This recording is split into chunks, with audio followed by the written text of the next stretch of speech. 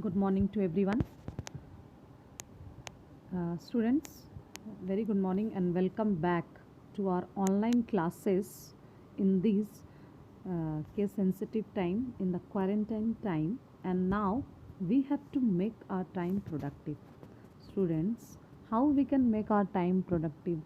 We not there is not the meaning of the lockdown is to close all the learnings and all the techniques to be closed.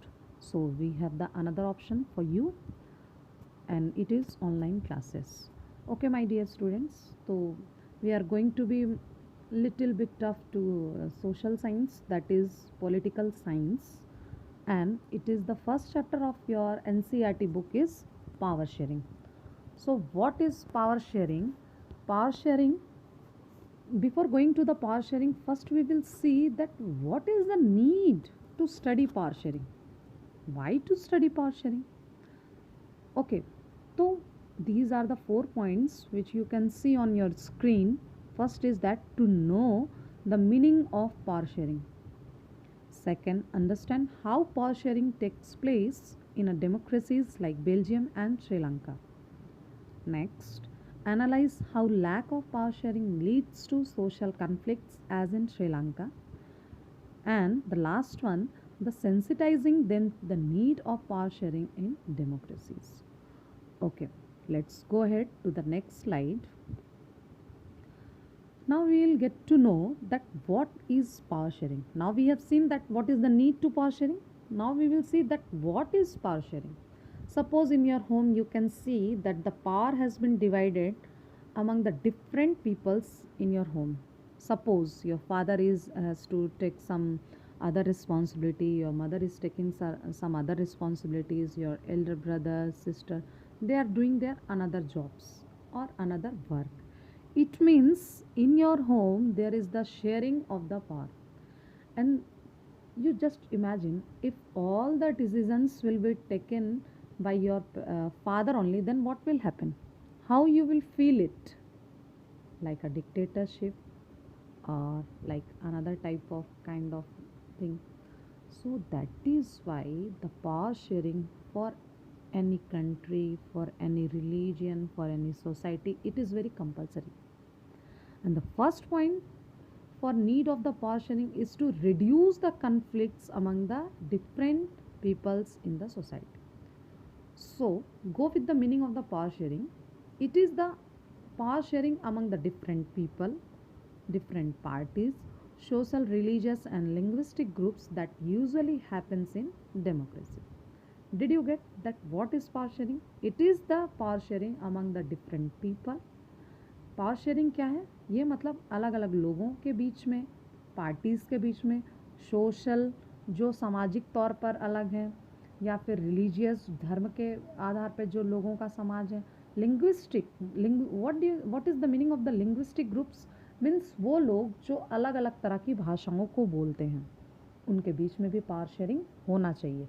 लेकिन power sharing कहाँ हो सकता है? Democracy में. क्योंकि आपने as you people have studied in chapter 9, sorry, in 9th standard, that in the chapter of the Nazism you have studied that there was no power sharing in the Nazism. What happened to that? You have understood it well. Okay, and in this chapter of your NCERT first book you have seen or you will see there are the two case studies of the two countries. These are Belgium and Sri Lanka. First you go for the case study of the Belgium. What was the ethnic composition in Belgium? What do you mean by the ethnic composition? Means related to different community or the religious groups. 59% Dutch speaking people, 40% French speaking and 1% only German speaking people are there. And in the capital city of the Brussels, 80% people speak French and 30% people speak Dutch. But what is the main problem? Remember that what is the special problem of the Belgium, that there is the majority in the Brussels, that French speaking people are in majority and Dutch are in minority. Remember that it is the question that what is the special case or special problem in Belgium. Okay, you in this slide you have got three answers or three questions. First, what is the meaning of the power sharing, and second, what is the ethnic composition in Belgium, and third question is that what is the special problem of Belgium. Did you get? Okay, go for the next. Okay, what first of the case study of the Belgium you have seen. Now you will see the linguistic composition in Sri Lanka. Linguistic means the person or the people, those who speak more than two, three or languages. Okay, so 74% there are Sinhala speaking, and mostly which religion they follow? They follow the Buddhism. And 18% Tamil speaking people are there, but they are Hindus as well as Muslims also.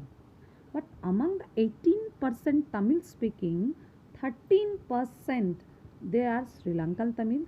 Who are the Sri Lankan Tamils? They are the native inhabitants of Sri Lanka, and Indian Tamils are only 5%. And who are the Indian Tamils? Indian Tamils are those people, those forefathers has been came in during the colonial period for the plantation workers.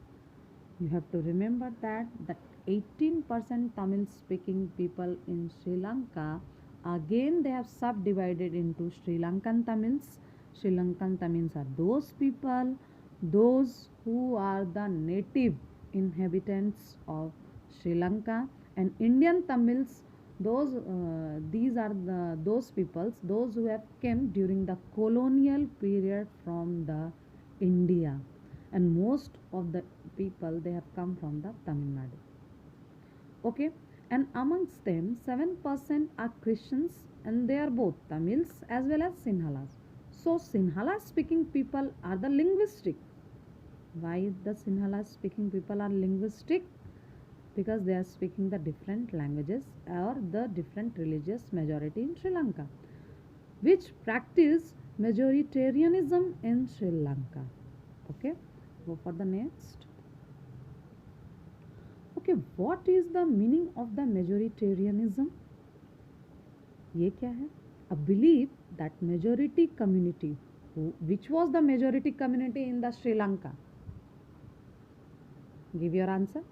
Yes, it is Sinhala. Should rule a country whichever way, underline whichever way they want, disregarding the needs and aspirations of the minority communities.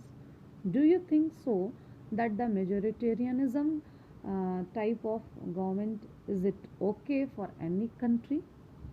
It means whichever community is in the majority, they can dominate the minorities. Okay. For example, the majority Sinhala community impose their rule on minority Tamil in Sri Lanka without respecting their needs and aspirations. Suppose in your home, if your father is not ready to listen to your mother or listen to the other members of your families, then what will happen? Definitely it will be lead to your family to a war. Not a war, but maybe a civil war. Yes, similarly, it may be happen in the case of the Sri Lanka.